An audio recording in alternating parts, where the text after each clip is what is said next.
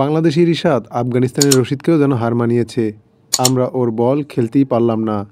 রিশাদ একজন impactful player. রিশাদের ওই ওভারের কারণেই আমরা ম্যাচটি হেরেছি। ম্যাচ হেরে উপস্থাপকের প্রশ্নের জবাবে রিশাদকে নিয়ে একই বললেন নেদারল্যান্ডসের অধিনায়ক স্কট এডওয়ার্ডস। নেদারল্যান্ডসের অধিনায়ক বলেন, কার্যকরী প্লেয়ার বলতে যা বোঝায় আজকের ম্যাচে রিশাদ সেটাই করে দেখালেন। বাংলাদেশ জিতেছে 25 রানে।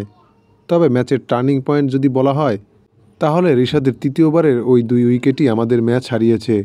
নেদারল্যান্ডসের ইনিংসে যখন অ্যাঙ্গেল ব্র্যাক্ট এবং ক্যাপ্টেন স্কট এডওয়ার্ডস মিলে ব্যাট করছিলেন তখন বাংলাদেশ ধুঁকছিল। 4 ছক্কার ফুলঝুরিতে দুজনে 42 রান যোগ করেন। এরপরেই রিশাদের সেই মোড় ঘোরানো স্পেল শুরু হয়। তৃতীয় ওভারের পরপর 2টি উইকেট নেন রিশাদ, যাতে ম্যাচটি বাংলাদেশের পক্ষে অনেকটাই চলে যায়। তাই তো ম্যাচ ছেড়ে সংবাদ সম্মেলনে রিশাদকে নিয়ে করলেন আক্ষেপ। তিনি বললেন, রিশাদ যেন রশিদের চেয়েও অনেক ভয়ঙ্কর। রিশাদের বল খেলার মতোই ছিল না, একেবারে আনপ্লেয়াবল। তার বল আমরা বুঝতেই পারিনি। ওই ওভারে পরপর 2টি উইকেট হারিয়ে আমরা ম্যাচ থেকে ছিটকে গেছি।